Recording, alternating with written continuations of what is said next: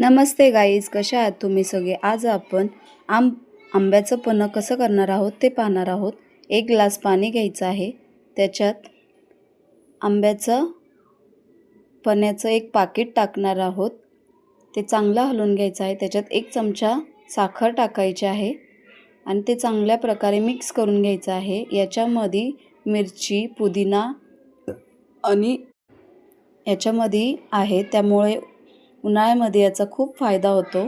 मिरची पोटासाठी चांगली असते आणि उन्हाळा म्हणला तर कैरी, आंबा, कलिंगड, टरबूज हे उन्हाळी फळं असतात, त्यामुळे याचा आपल्या शरीराला खूप फायदा होतो. आज आपण आंब्याचं पन्हं पाहिलेलं आहे. खूप शरीराला याचा फायदा होतो. थँक्यू.